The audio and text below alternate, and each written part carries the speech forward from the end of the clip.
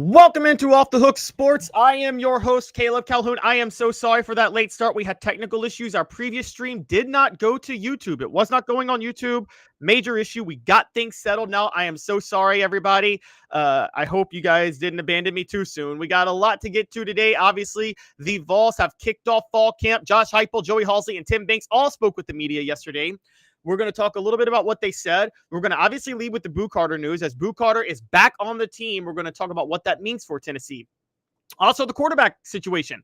They detailed the fact that there is an open quarterback competition. We're going to talk about what that means, what they said about it, and also dive in specifically to Joey Aguilar because Joey Halsey spoke about Joey Aguilar in defense of him against what Deshaun Foster at UCLA said about him last week. We're going to get to that.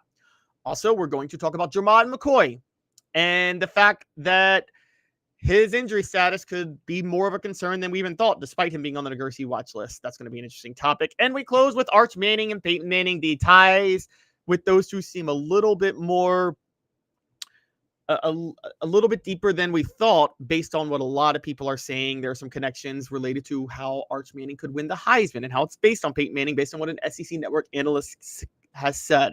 So a lot to talk about. Hit that like and subscribe button, ring the bell, turn your notifications on.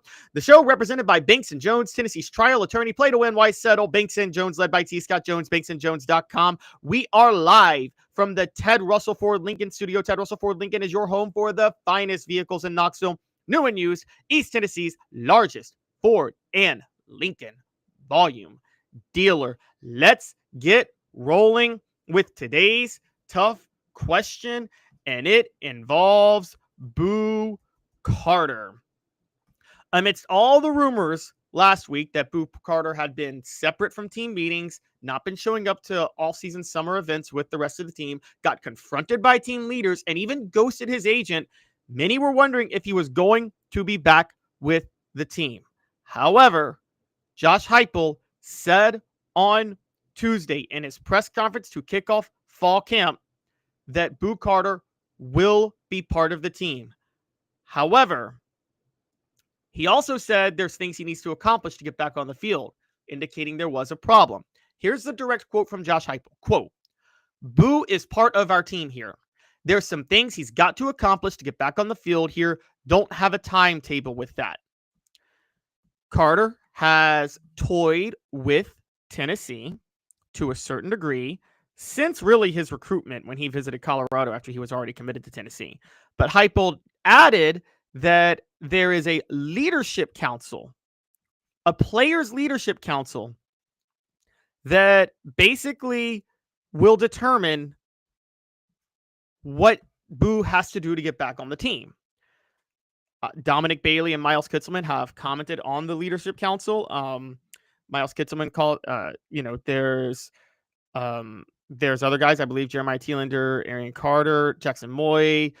There's a lot of different players on the leadership council. But Heupel talked about how, quote, another quote from him is that our leadership council has been a part of those things and those discussions with me and Boo. I'm proud of what they've done. They care and love Boo and want him to be his best too through this. I think Boo sees that well. He didn't go into details of Carter's path to the field, which includes his involvement with team meetings and practices, and characterize it as day-to-day. Also didn't go into details of what happened between Boo and the team. Anyway, but he continued. He said, quote, "At the end of the day, it's a requirement to be here, to be a part of what we're doing. There's a lot of information out in the world. Some of it's correct, some of it's not. I'm not going to address everything. Over the last week, we're disappointed with how some things were handled. At the end of the day, you have a conversation. What does it look like moving forward?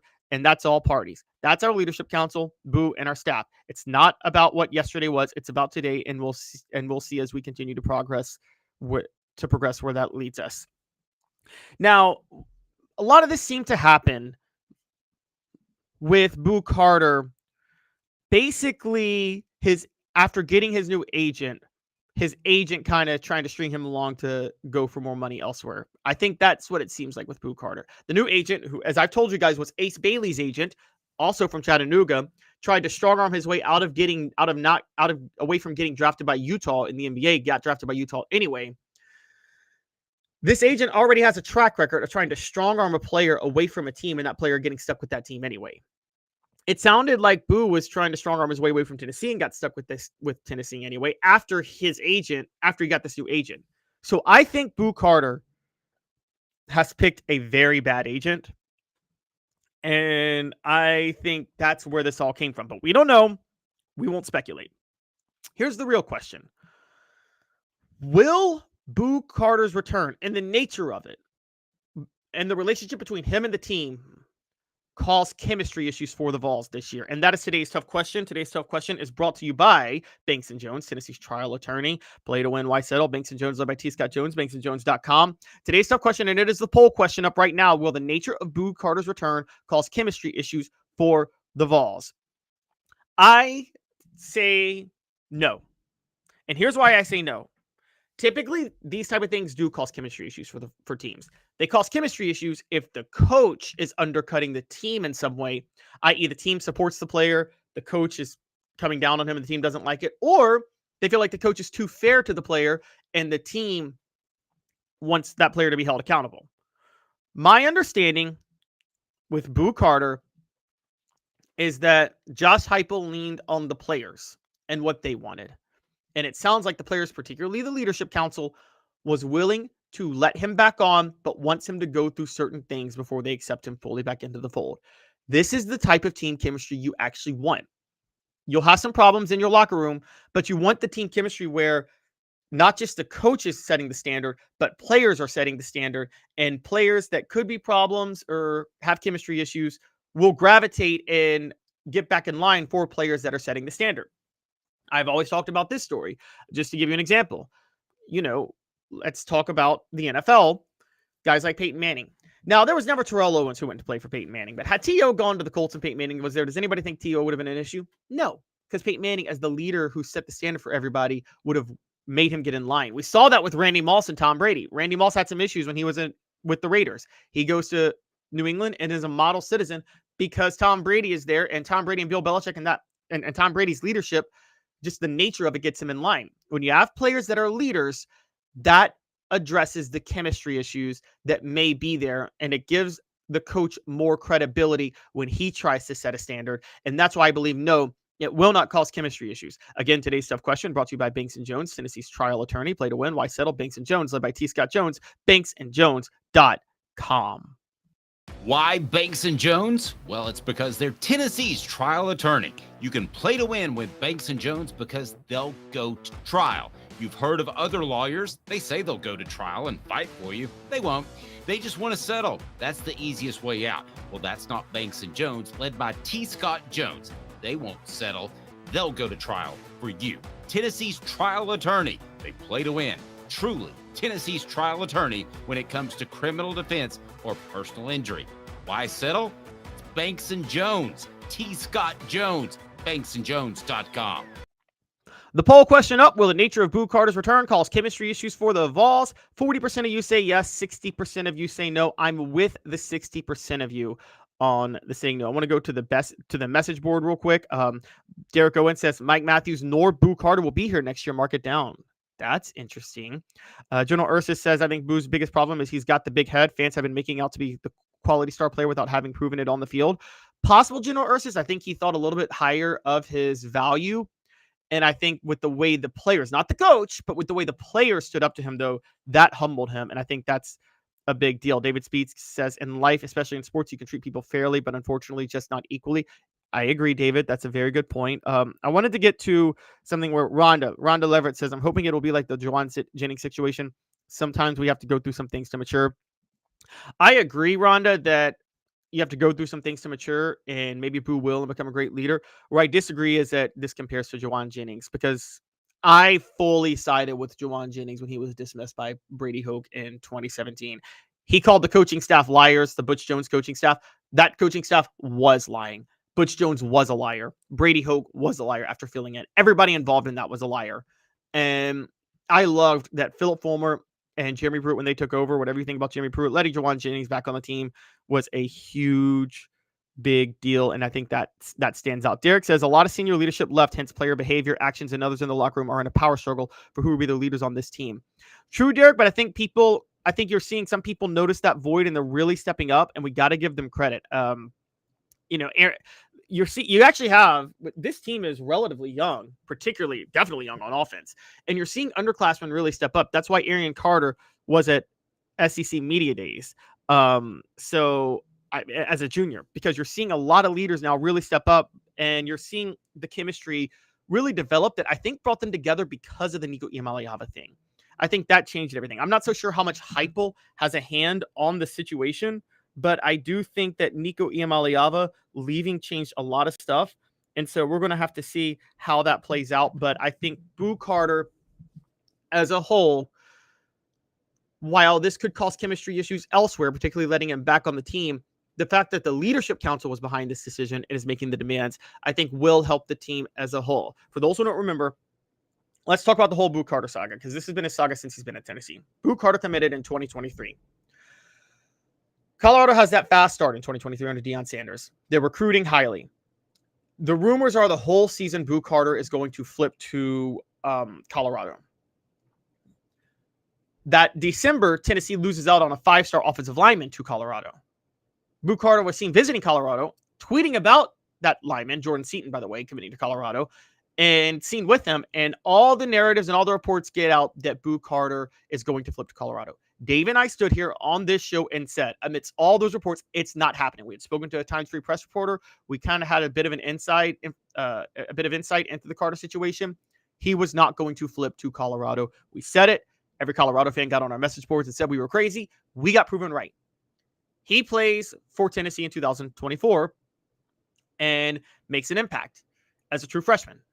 He then, in the offseason, tweets out he's staying at Tennessee when no one thought he was leaving. Then we find out he's getting more reps on offense this year, and we kind of deduced that he was wanting to transfer, threatened to transfer, not because he wanted more NIL money, but because he wanted to get more action on offense and be a two-way player similar to Travis Hunter. Then he works out with the team in the spring. He sticks up for the team amidst Nico Iamaleava's departure. And then in the summer, he ghosts the team, ghosts his agent, gets a new agent, an agent that had tried to get another player in Ace Bailey in the NBA, also from Chattanooga, to strong arm his way away from Utah. And it looks like he's trying to strong arm his way out of Tennessee. Well, now he's back with Tennessee the same way, by the way, Ace Bailey is with Utah. So a lot of this could be the agent this time. Boo Carter needs a better agent, but yes, the drama will rub people the wrong way eventually, but I think this one will keep him in line in the future, and that's how I think this is going to pan out. Portions of the program brought to you by Chattanooga Mortgage. Congratulations, your home search just got easier. Buying a home in Chattanooga has never been easier. Chat with 2tsmortgage.com. Chat with 2tsmortgage.com. We move on to other news.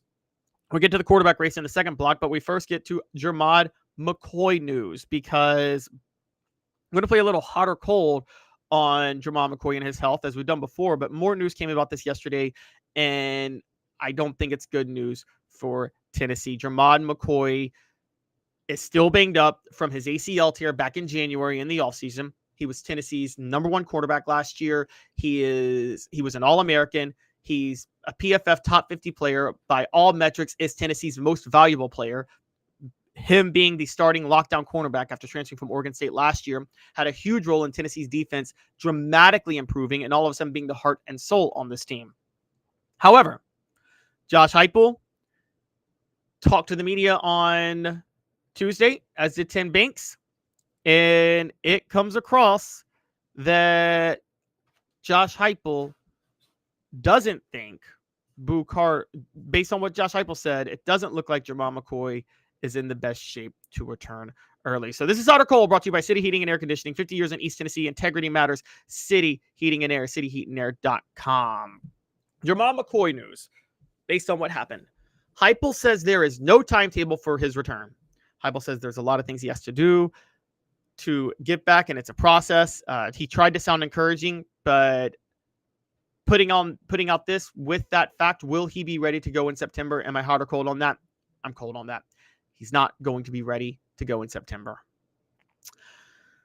However, Jermod McCoy, the news comes out, is tapped to the Nagurski preseason watch list, which is obviously the National Defensive Player of the Year award, Bronco Nagurski. It's named for Bronco Nagurski for the Chicago Bears. Could Jermod McCoy win that? If he's not going to be ready in September, he's not going to win the Nagurski award. I'm cold on Jermod McCoy winning the Nagurski award. Now, one of the things Tennessee thought when they landed Colton Hood out of Colorado was he would be able to step in and fill the void as the number one cornerback until Jermon McCoy got fully healthy. Well, Tim Banks made some comments yesterday that let me know that Colton Hood is not going to be the number one cornerback, so I'm cold on that now too. Here's why. Here's what Tim Banks said. Quote, I think one of the things we prided ourselves on in teaching guys not just how to play defensive back, but every position in terms of whether it's a star, whether it's a safety, whether it's a corner spot too. So obviously guys have unique skills that you try to play to your strengths. You mentioned Beasley. Caleb Beasley. He definitely has a chance to play star in spring. We're excited about, you mentioned Colton Hood. You talk about Jalen Murray, even William Wright. We've had numerous guys that have gotten reps at that spot. They've worked out Colton Hood at star. They're working him out at safety. They're having him play multiple positions. You don't do that with your number one cornerback.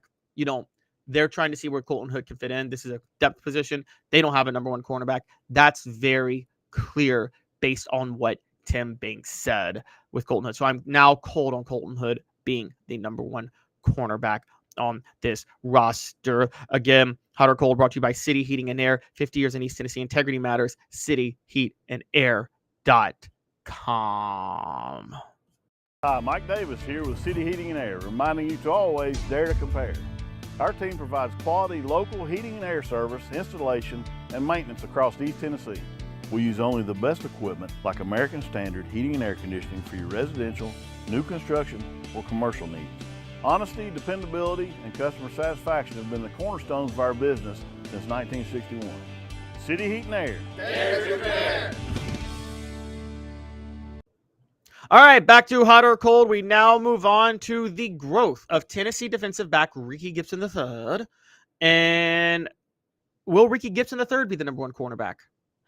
I don't know how good he is, but I'm hot on that. And here's why. It's based on what Tim Banks said yesterday about Gibson. Because while he said Colton Hood is playing multiple positions, here's what he said about Gibson. Quote, you just watched Ricky's confidence grow throughout the course of the season last year. And it was no different during spring ball. He's got a great, quiet confidence about him. It was always the thought that he could do it, but for him to do it and do it at the level he did, I think it only brings confidence for him. And again, when you play on that back end, confidence is everything. And I think even the younger corners, seeing how he goes about his business, has only helped that room. But I think for him, he's gotten a lot stronger. He's really paid the price in the weight room and off the field with all the things he needed to do to be a stronger defensive back. And I think you will see that come to fruition in terms of how he plays, just be able to see the strength which he plays with. But yeah, I think he's just scratching the surface, if I'm being honest. I think he can be even better. And I know he wants to continue. He wants to be, and he's continued to work at it. We know Ricky Gibson III entered the transfer portal last season and then came back, meaning he was demanding more money because he knew he was going to have to be the number one cornerback. Tennessee wouldn't have gone after Colton Hood if they didn't think Ricky Gibson III could step in. So all the evidence to me points to Ricky Gibson III stepping in and being the number one cornerback. That's what I'm hot on. Continuing, though, on whether with Jermon McCoy banged up at the beginning, can this defense be better than it was last year? Now, here's what Tim Banks said about the defense. Remember, the defense was historically great last year. Here's what Tim Banks said. Not to be cliche, but we look at every year as a new year. And I think that's why we've been able to build the culture the way we built it. We don't necessarily talk a lot about what we did last year or where we need to go as a unit because it's a different team. There are obviously some things that you look at statistically where you can be better. You ask yourself, is it scheme? Is it personnel? How can we be better as coaches? But to a man, those guys understand this is a new year. And I think because we have that starting fresh, starting over, adhering to the process and working step by step, day by day to get better, I think that's always helped us the way we've been able to grow. Just because we know no sacks, no interceptions, no tackles for losses or pay dividends on this year. And those guys understand that. And I think that's why we've been good. So he's being cagey. He doesn't want to say it up front. Here's why I think that Tennessee could be better on defense this year, though. And I'm hot on them actually being better despite Jermon McCoy not being 100%. I think they have enough depth elsewhere in the secondary to still be somewhat serviceable. I think the defensive line is still deep enough, even with the losses of Elijah Simmons, James Pierce, Omar Norman Lott, and Amari Thomas. I think they have other guys that can step in and fill the voids. And they also have other edge rushers that could be elite. But the biggest thing for me that leads me to believe Tennessee is going to be in decent shape this year is the experience at linebacker. We already talked about Arian Carter's leadership. Arian Carter was forced into a starting, well, not forced. He was planning to start all last year anyway, and he's a raw talent, but he still was a little bit raw. It was his first year starting, and his issues were a little bit in coverage. Jeremiah Thielander was not ready to start, but was forced into that role because Keenan Peely suffered another season-ending injury. Jeremiah Thielander is now ready this year, as is Arian Carter. Tim Banks will probably have to use a few more complicated schemes and blitz packages, which involves the linebacker play being a lot more involved. This is the first time he's got linebackers that can truly do that and truly be versatile. And that linebacker core can make a huge difference, provided they stay healthy. I think that will be enough for Tennessee's defense to be better this year. And Unsung brings it up. The secondary will be good if the front seven can create pressure, leave them on an island. I think that's what Tim Banks is going to do this year. Is they are going to try to bring more pressure. You're going to see kind of an old school Tennessee defense from 2021 and 2022, where he had to draw up complicated blitz packages using the linebackers, but it will be even more effective this year because the linebackers will be able to drop in coverage at times, and nobody will be expecting that. So it'll be a much bigger and tougher guessing game for the offenses that face Tennessee, because in 2021 and 2022, Aaron Beasley and Jeremy Banks were severely limited. Jeremy Banks was just not athletic enough to play coverage, and in the field, he could only blitz, and Aaron Beasley just wasn't physically gifted enough to play linebacker in the SEC. So things are a little bit different. I think Thielander and Carter, that could be the strongest unit on Tennessee this year. It's a linebacker unit. I'm not even kidding you. That could absolutely be the strongest unit on Tennessee.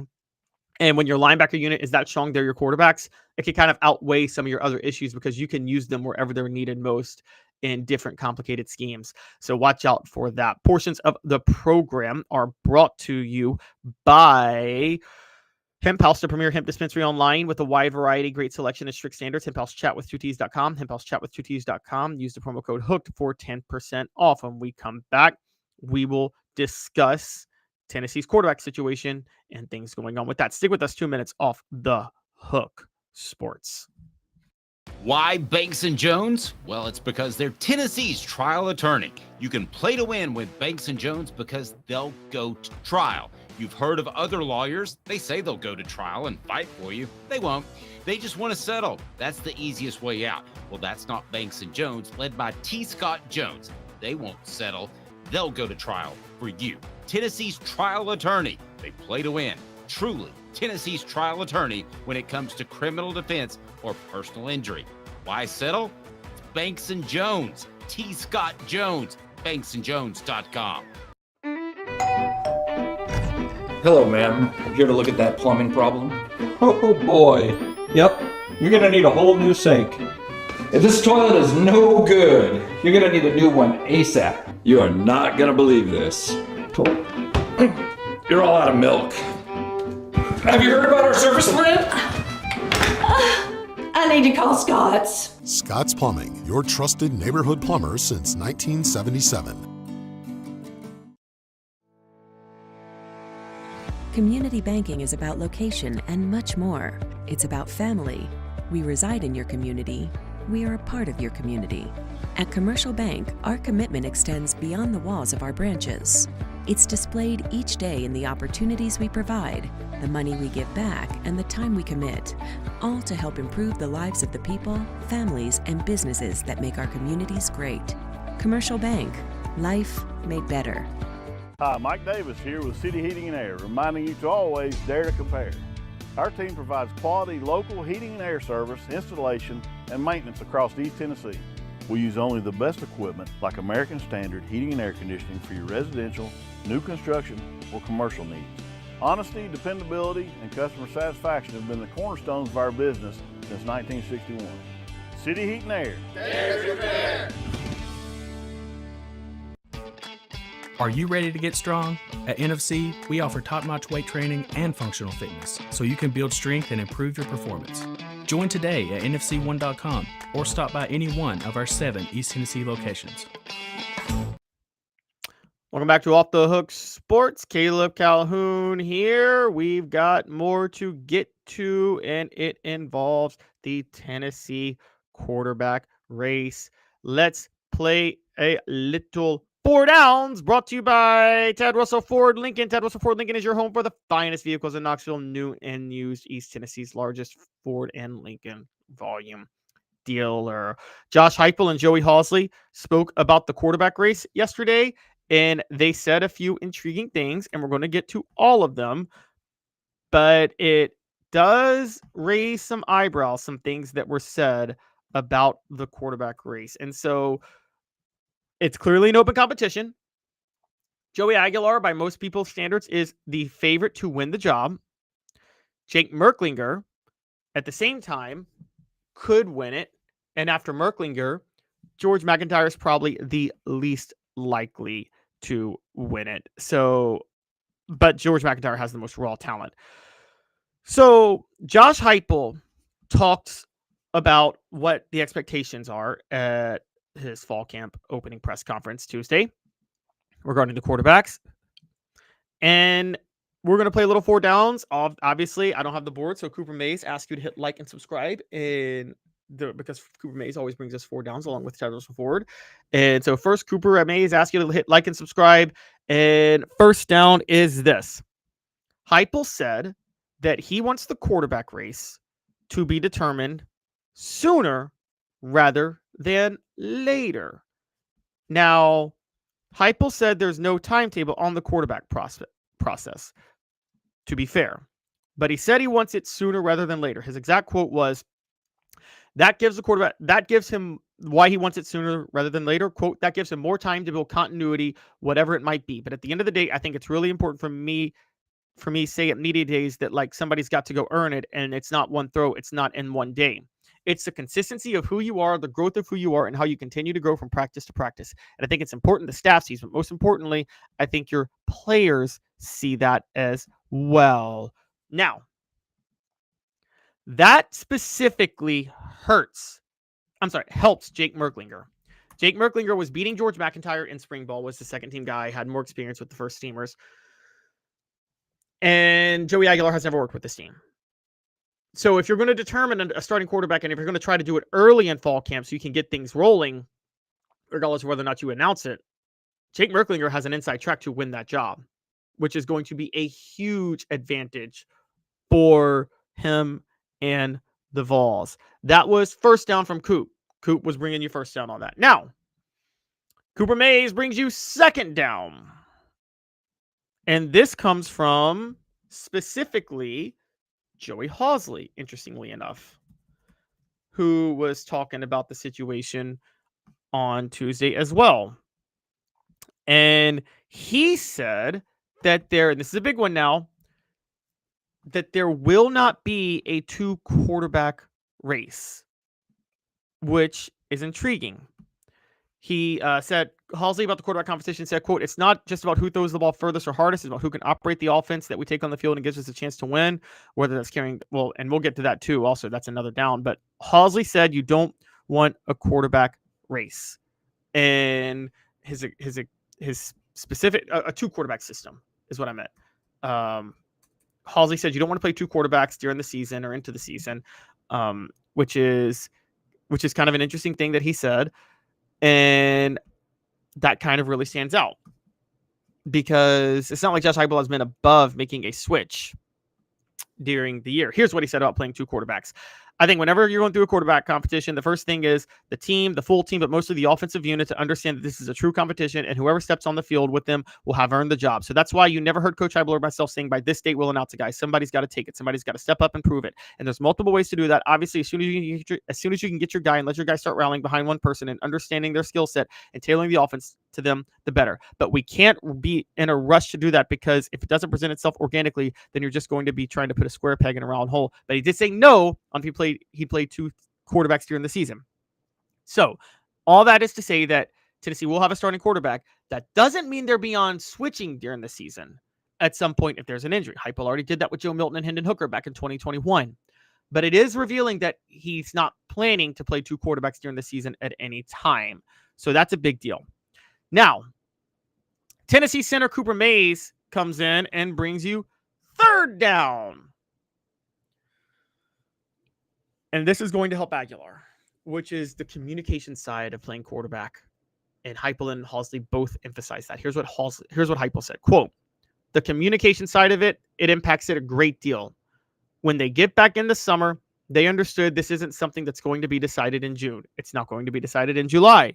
got to go earn it and take it during the course of training camp.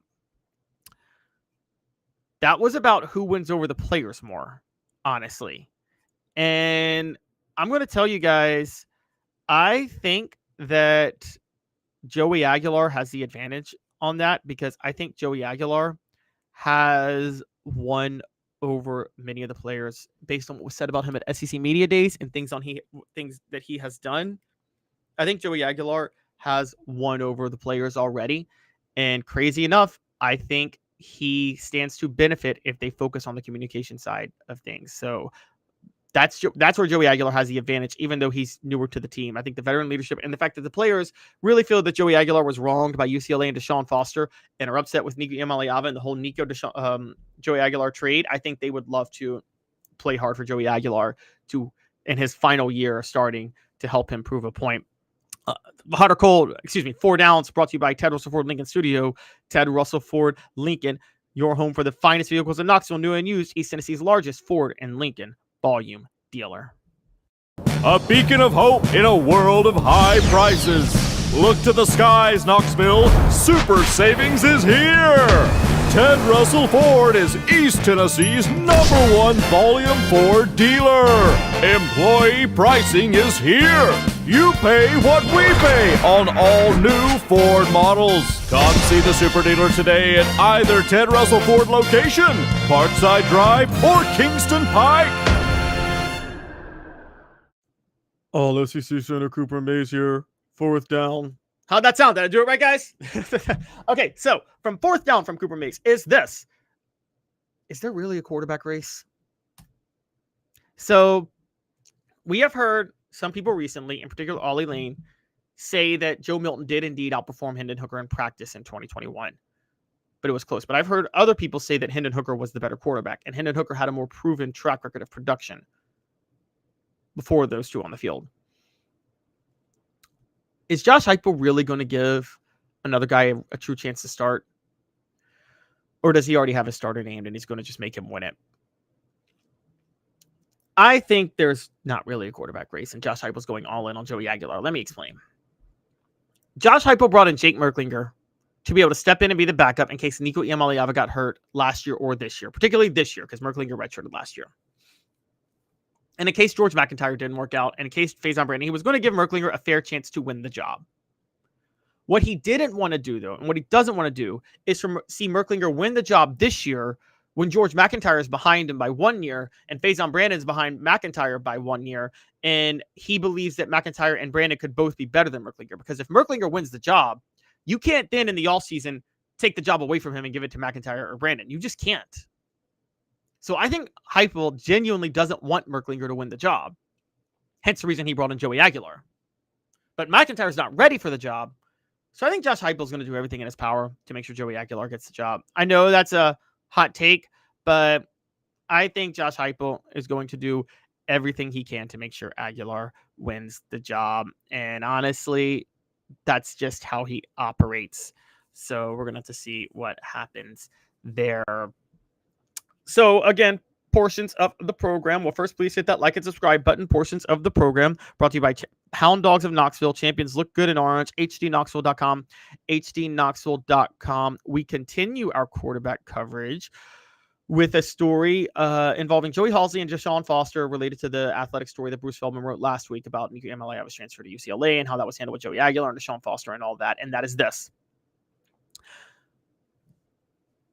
The narrative, Joey Halsey, Tennessee offensive coordinator Joey Halsey has pushed back on the narrative that was created about Joey Aguilar that he might not watch film or study that well.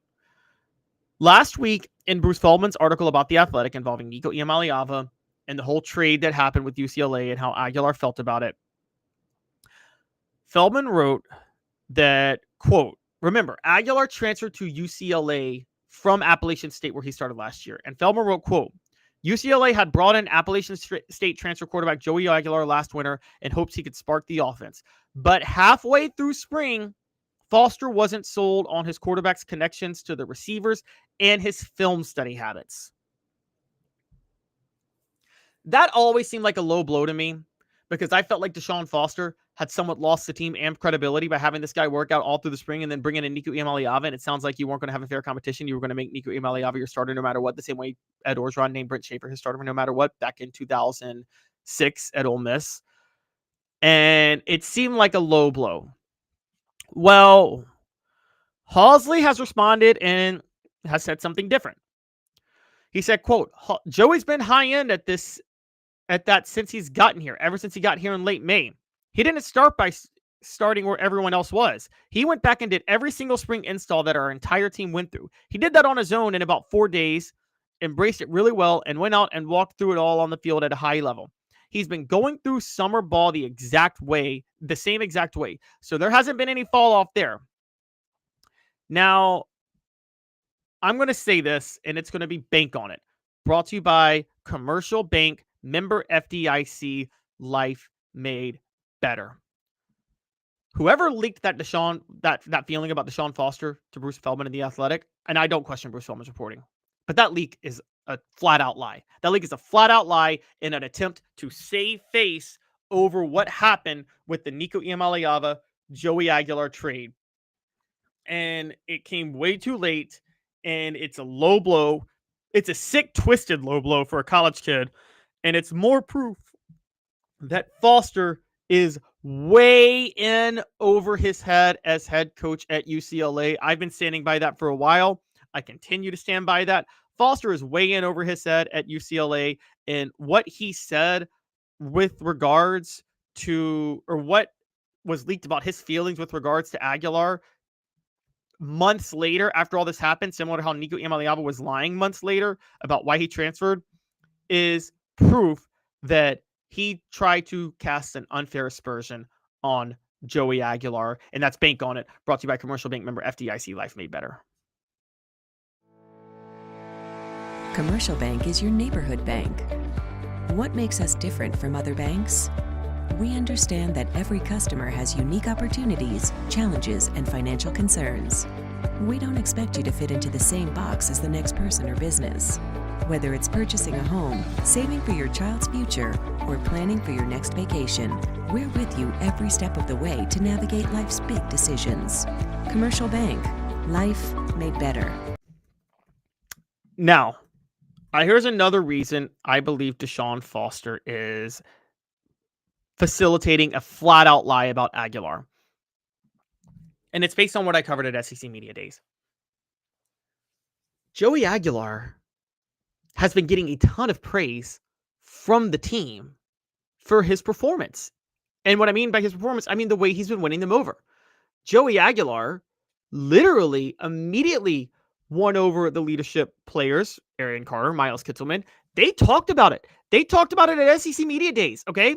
It was kind of a big deal, and major credit to them for doing that. Yeah, and one of the big things, and one of the reasons I want to bring this up so badly is that Joey Aguilar, honestly, why would he have trouble connecting with his receivers and players when, again, Miles Kitselman, even Bryson Eason, a defensive lineman who wants to hit Aguilar every play in practice, and Arian Carter have all come out and talked about how much he went out of his way to win them over as teammates, including playing Fortnite with them, actually taking the initiative to set up a dinner for them all to go out with.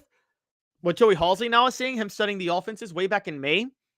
Now, look, the reason that Deshaun Foster narrative could seem like it works is Joey Aguilar is a gunslinger. And gunslingers don't strike you as the types that always study the playbook. Okay, I mean, we all know Brett Favre was a gunslinger, and Brett Favre never studied the playbook whatsoever. Okay, that was kind of his thing. He never studied the playbook. He went out and just threw the ball around like the back kid throwing the ball around in the backyard. But Joey Aguilar knows this is his last shot to get to the NFL. He knows what he's up against. He's also playing with an offense that helps you, where you can put up video game numbers if you get things right. And he knows that. And it's a simple offense to learn. So rather than playing under a first-year offensive coordinator, Tino Sunseri, he's now playing under Josh Heupel. He probably had more incentive to immediately study the offense to begin with. And I think he did that. And I think he fully immersed himself into it. So again, I'm a huge disbeliever and what Deshaun Foster said about Joey Aguilar and what Joey Halzle said about him stands out even more. Halzle could have just said that stuff about him not studying is not true. He works really hard. No, Halzle went into specifics about how he picked up all the previous installments of the offense way back in May and has stuck with that ever since. Okay, that's a big deal. All right, and I think that's a huge reason that Joey Aguilar is going to help prove everybody wrong this year. He's also got great receivers. I mean, he's got incredible receivers to throw to, and I think that's one of the underrated parts of this is that Tennessee's receiving core will be better than it was last year with Nico Iamaleava. Again, last year we've talked about this before, but the injury to Brew McCoy really held him back. He shouldn't have been starting last year. The injury to the broken leg to Brew McCoy 2 years ago. That's why he medically retired from football. Dante Thornton was coming back from injury. Squirrel White was playing with a separated shoulder. All of that was calling a huge issue. So I think that with all that, I do believe that Joey Halzle has his specifics on Joey Aguilar are why I don't believe Deshaun Foster for 1 second. Now, again, maybe Deshaun Foster didn't disseminate this lie. It's very possible someone trying to save face for Deshaun Foster disseminated this lie, and that's where it comes from. At the end of the day, though, it's still a bad look. I'm still not a fan of it. I still have a problem with it. And it's just more evidence of Deshaun Foster not having the type of control over his program that he needs to have. And yes, that's a big deal. You got to have the type of control over your program that you need to have. And Deshaun Foster doesn't. And that's a huge, huge reason on why I think UCLA could implode. Look, I think Deshaun Foster has lost a team. I'm sticking with this. Now, I know a lot of people on the message boards you're talking about how you don't believe in Nico Iamaleava anymore and you're upset with how things went down. I already recalibrated my expectations when I said he was created in a lab to run Josh Heupel's offense. However, I do think that Nico Iamaleava would have been better for Tennessee this year than Joey Aguilar will be for Tennessee because Iamaleava is a better fit for the offense and is a better quarterback. At the same time, I think Aguilar will be better than Nico was last year for Tennessee. And that's where I kind of land on this. So we don't know what's going to come of UCLA with Deshaun Foster at Tennessee.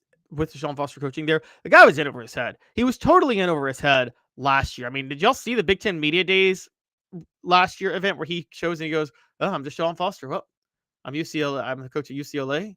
We're in Southern California and Pasadena." It was just like weird. So I think he's way in over his head. He wasn't supposed to get that job. This was because Chip Kelly left to be the offensive coordinator at Ohio State. And I think that they don't know what they're doing out there, and it's going to look bad. And it was a bad look. And Halsey being specific on this is another reason to believe him and that Aguilar is good at film study over what Deshaun Foster said. Portions of the program are brought to you by Peak IV Hydration in South Knoxville and Sevierville. Live your life to the fullest. Hydrate, rejuvenate, and elevate your health with Peak IV Hydration. PeakIVHydration.com. Link in the chat. When we come back, we're going to talk about some Manning news. That's right. And it's going to be What the H. We're going to talk Peyton Manning and Arch Manning and a story about how and why Arch Manning might be in New York for the Heisman ceremony. Stick with us. 2 minutes off the Hook Sports. It's a new year, a new day, and Ted Russell Lincoln has an exciting new offer to share. Right now, get a 2024 Lincoln Navigator with 0% APR for 72 months and up to $4,000 in bonus cash. Or drive away in a new 2024 Lincoln Corsair Grand Touring with 0% APR for 60 months and up to $4,500 in bonus cash. It's time to get excited about the ride. Come and see what a luxury car experience truly is at Ted Russell Lincoln Knoxville. Hello, ma'am. Here to look at that plumbing problem? Oh boy. Yep. You're gonna need a whole new sink. If this toilet is no good, you're gonna need a new one ASAP. You are not gonna believe this. You're all out of milk. Have you heard about our service plan? I need to call Scott's. Scott's Plumbing, your trusted neighborhood plumber since 1977.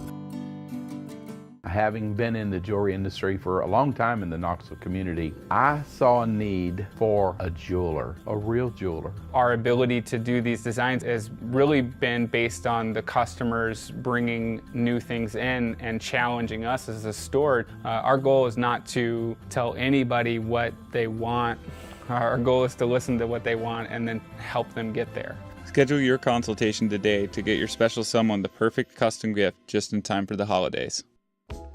Sports Treasures in North Knoxville is one of the South's largest sports cards and memorabilia dealers, featuring over 10 million sports cards from vintage to modern. Sports Treasures carries a full line of hobby boxes, singles, autographed memorabilia, Tennessee Vols collectibles, fan cave decorations, and so much more. See a museum full of collectibles at Sports Treasures, 4819 North Broadway in Fountain City, and Sports Treasures on Facebook. Sports Treasures, where the real sports fan goes to shop. Welcome back to Off the Hook Sports. Caleb Calhoun here. Hit that like and subscribe button, ring the bell, turn on your notifications. We continue our coverage of fall camp and the preseason, starting with Arch Manning. An SEC Network analyst has an interesting reason for why Arch Manning will win the Heisman, and it's directly tied to Peyton Manning. What the H? That's right. Roman Harper, who played for Alabama from 2002 to 2005, then played for the Saints from 2006 to 2013, the Panthers in 2014 and 2015, and the Saints in 2016. A two-time Pro Bowler as a safety, won a Super Bowl, went head-to-head with Peyton in the 2009 Super Bowl, interestingly enough. 2009-2010 Super Bowl, was an elite player during the really rough Franchione and then Shula years at Alabama. He recently came out and he said that there is an interesting reason as to why Peyton Manning might play a role in Arch Manning actually winning the Heisman. He said everybody needs a good backstory in order to win, not just the usual on-field requirements. The youngest Manning family, Arch Manning, could finally get a Heisman for the Manning family because of the connections to Peyton. And here's what he's going to say, quote, "I'm going with it because he has a great story," Harper said Tuesday on SEC Now, picking Manning to win the Heisman Trophy. "We all know to win the Heisman, it's not just about playing good. You have to have a great story behind you. Texas will be on TV enough, and people will pump it up with their winning. So Arch Manning, because everyone else would love this story because his uncle couldn't do it, he did." Obviously, we know Peyton Manning lost the Heisman Trophy very controversially to Charles Woodson in 1997. It was a very, shall we say, tense feeling for Tennessee, who felt that how in the world could you give it to a two-way defensive back who only sparingly played offense over a quarterback who had better numbers than the previous quarterbacks, and they had this standard that Charles Woodson was on an undefeated team. That didn't stop, and Peyton Manning had lost to his rival Florida. That didn't stop them from giving the Heisman to Danny Warfel in 96 when he lost to his rival Florida State, or Eddie George in 95 when he lost to his rival Michigan. That standard only applied to Peyton Manning, and it was kind of insane at the time, and everybody was right to be upset about it. But it's very intriguing that that all happened. Now, he did say his uncle, and we also have to point this out. Eli Manning was a Heisman finalist in 2003. He finished third in the Heisman voting. He finished third to Jason White, who was number one, and Larry Fitzgerald, who was number two. I understand Eli Manning should have finished third that year. Now, I could maybe get with him over Larry Fitzgerald, because he's a quarterback and Fitzgerald's a wide receiver. And for those who don't remember, Eli Manning basically willed that Ole Miss team to a share of the SEC West Division title that year with hardly any help, largely because of David Cutcliffe's brilliant offensive coaching for a quarterback, but that's part of it. But Jason White was putting up insane numbers at Oklahoma. I mean, the guy threw for 3,846 yards, had 40 touchdowns, 10 interceptions. We all knew Eli Manning was the better quarterback overall, but Jason White's performance was just absolutely incredible and warranted him winning the Heisman. He completed 61.6% of his passes.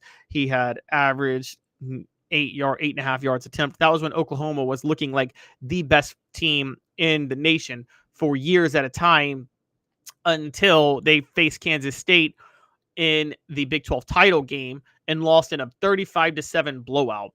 And then because of the BCS scenario where they didn't value conference championships, and they'd already taken the margin of victory out, somehow USC was number one in both polls. LSU was number two in both polls. Oklahoma was number three, but LSU and Oklahoma Oklahoma was number 1 in the BCS and LSU was number 2. So those who played for the national title, that's your LSU shared with USC. LSU should have won it outright because other teams got screwed out of the BCS title game and they didn't get to share a national title, most notably Auburn in 2004, who was actually undefeated. USC in 2003 lost to Cal. But I digress. It should have been LSU and USC for the national title that year anyway. Now, as far as Peyton and Eli Manning, would that story be a big deal? Maybe, but the story didn't help Eli Manning in 2003 when Peyton Manning got robbed of it in 97. We obviously know Archie wasn't even a finalist, I don't believe, in 1969, or was it 70 or 71 when Archie's last year was I think Archie's last year might have been 71. I'm actually looking that up now because Archie Manning, not Arch Manning, Football Reference is going Arch Manning, 1970. So the 1970 Heisman finalists were, and let's look at this real quick. This is kind of an interesting one. Oh, Archie was a finalist that year. Okay. Archie was a finalist. He was third in the Heisman voting too. So Peyton was second, Archie was third, and Eli was third. So all three Mannings who have played college football have been Heisman finalists at the end and have failed to win it. Peyton's is the closest. But you would think if Archie was a finalist and Peyton was a finalist that they would have given it to Eli for that story, but they won't. There's also the fact that that finalist narrative could apply to Tennessee because you could make the case that, say, Joey Aguilar plays good. The story that Tennessee got robbed of a Heisman in 97, they'll finally get one now. But that didn't help Hendon Hooker get to New York in 2022. More importantly, actually, when Peyton was robbed of the Heisman, Johnny Majors finished second in the Heisman in the biggest screwjob Heisman win of all time when Paul Hornung won it in 1956. So you would have thought if they were going to try to do right by a previous era screw-up, they would have given Peyton Manning the Heisman just because of that. Particularly when 4 years earlier, Heath Shuler finished second to Charlie Ward, although nobody would have denied that Charlie Ward deserved that. But the point is, looking back, we have to point out that Majors lost it to Paul Hornung when Majors clearly deserved it over Hornung. Now, I think Jim Brown deserved it over both of them, but Majors did finish second. So when you take that into account, I don't really know if this story is going to, I don't know if that story will really help Peyton Manning and Arch Manning. But that's not the only connection with Peyton and Arch that is drawing storylines right now. There's actually another one that got very interesting that we're going to get to in a second. This is What the H, brought to you by Rick Terry Jewelry Designs. They want to be your jeweler. Affordable game day jewelry. Rick Terry Jewelry Designs. Stick with us. A quick message from Rick Terry Jewelry Designs. Having been in the jewelry industry for a long time in the Knoxville community, I saw a need for a jeweler, a real jeweler. Our ability to do these designs has really been based on the customers bringing new things in and challenging us as a store. Our goal is not to tell anybody what they want. Our goal is to listen to what they want and then help them get there. Schedule your consultation today to get your special someone the perfect custom gift just in time for the holidays. In addition to Arch Manning and the narrative of Peyton Manning losing the Heisman now being seen as a way he could win the Heisman this year, Jimmy Haslam is now in the conversation about Arch Manning draft talk. Now, Haslam has dismissed speculation that he's going to have the Browns tank the 2025 season to try to get Arch Manning in the 2026 NFL draft. This is all coming out because Haslam is a Tennessee alum who's a big fan of the Vols, and with that fandom has given him strong ties to Peyton Manning. We know that Haslam was trying to spearhead the Greg Schiano hire secretly in 2017, and Manning was involved in helping with that because of their connection. And it looked like the Manning family was trying to get an ownership slot in an NFL team, and that's why they were behind it. But Adam Haslam shut that down. He said, quote, "I think if you know the Manning family, I would bet that, and I don't know Arch at all, I would bet that he stays in college 2 years. So I don't even really think that's worth discussing." I actually think Haslam's right about that. It's the first time Haslam said something that I think is intelligent. I don't see Arch going to the NFL immediately after this year. I think he's going to stay in college 2 years. They like to develop. They're big on that. They like the college experience. He's going to want to be there 4 years. Another interesting storyline with Arch, though, is if you're going to ask me the biggest reason I think he could win the Heisman, there has been two types of Mannings in the past. There's the athlete and there's the quarterback. Eli and Peyton are the quarterbacks. Archie and Cooper were the athletes. Archie in this day and age, if he had gone to an SEC school, would have been probably a wide receiver. of some sort. Maybe still a quarterback, because actually I take that back. Archie did have the arm. But Eli Manning had the strongest arm. Cooper Manning had the strongest athleticism. Archie was a combination of both to a lesser degree. Not as strong an arm as Eli, not as athletic a quarterback as of a player as Cooper. Peyton Manning got by because of mostly his intelligence and his intellect, and he had a good enough arm, no mobility. That intellect outweighed everything else for Peyton. But my understanding of Arch Manning is that Arch Manning has as good of athleticism as Cooper, not just a little bit lesser, and as good of an arm as Eli. If he has Peyton Manning's intellect, if his intellect is as good as Peyton's, don't know if it is, maybe it is, but if it is, then watch out. He could win the Heisman because he could be the best Manning of all time.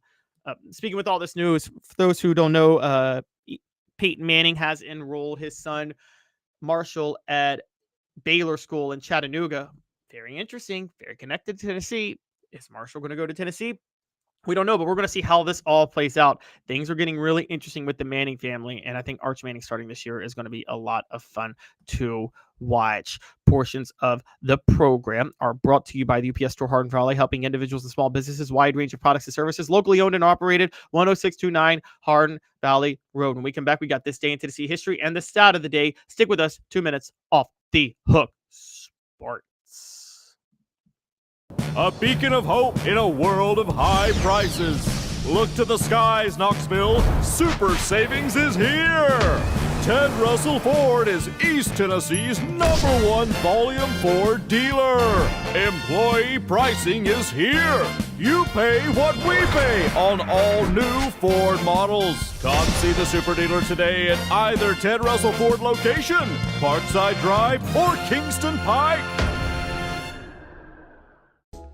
Sports Treasures in North Knoxville is one of the South's largest sports cards and memorabilia dealers, featuring over 10 million sports cards from vintage to modern. Sports Treasures carries a full line of hobby boxes, singles, autographed memorabilia, Tennessee Vol collectibles, fan cave decorations, and so much more. See a museum full of collectibles at Sports Treasures, 4819 North Broadway in Fountain City, and Sports Treasures on Facebook. Sports Treasures, where the real sports fan goes to shop. Community banking is about location and much more. It's about family. We reside in your community. We are a part of your community. At Commercial Bank, our commitment extends beyond the walls of our branches. It's displayed each day in the opportunities we provide, the money we give back, and the time we commit, all to help improve the lives of the people, families, and businesses that make our communities great. Commercial Bank, life made better. Now in its 45th year, the second and third generations continue Joe Neubert's commitment. His vision of what this business needed to be, we still try to live up to that. Joe Neubert Collision Center. Hi, Mike Davis here with City Heating and Air, reminding you to always dare to compare. Our team provides quality local heating and air service, installation, and maintenance across East Tennessee. We use only the best equipment like American Standard heating and air conditioning for your residential, new construction, or commercial needs. Honesty, dependability, and customer satisfaction have been the cornerstones of our business since 1961. City Heat and Air. Dare to compare. Welcome back to Off the Hook Sports. It is time for this day in Tennessee sports history. Actually, we're going to start with the stat of the day. It is time for the stat of the day. The stat of the day is brought to you by Joe Neubert Collision Center. For nearly 50 years, Neubert Collision Center has been East Tennessee's best choice for quality repair work and fantastic customer service. JoeNeubertCollision.com. JoeNeubertCollision.com. The stat of the day is this. When Tim Banks calls Tennessee's opener as Tennessee's defensive coordinator this year against Syracuse, he will have officially been the longest tenured coordinator at Tennessee since the firing of Philip Fulmer. Just to give you the other longest tenured coordinators, Jim Chaney was technically, he held the title when Lane Kiffin was there, even though Kiffin was the head coach and calling the plays. But Jim Chaney was technically offensive coordinator at Tennessee for 4 straight years from 2011 to 2014. And Chaney has had the most years as a coordinator at Tennessee in the post-former years, because he also had 2 years as offensive coordinator at Tennessee under Jeremy Pruitt. So he was offensive coordinator at Tennessee for 6 years. But he was there for 1 year under Kiffin and 3 under Derek Dooley and 2 under Jeremy Pruitt. Only 4 consecutive. Tim Banks has done 5 straight. Meanwhile, outside of him, and this is the really intriguing part, Joey Halzle will be the only other guy to last 3 years as a coordinator, and 3 in a row, as it'll be his 3rd year. John Chavis is the only coordinator that has lasted as long since 2006, as he lasted as Tennessee's defensive coordinator from 1995 to 2008, 14 years. But here's another stat for you that's interesting. This will be the 3rd straight year with Tim Banks and Joey Halzle as both coordinators. The last time Tennessee had both the same coordinators for 3 straight years, 2003 to 2005, Randy Sanders and John Chavis, where they actually had him from 99 to 2005, 7 years, Randy Sanders and John Chavis. Interesting stat for you. That stat of the day, again, brought to you by Joe Neubert Collision Center. For nearly 50 years, Neubert Collision Center has been East Tennessee's best choice for quality repair work and fantastic customer service. JoeNeubertCollision.com. We keep moving on to this day in Tennessee history, and it's an SEC day.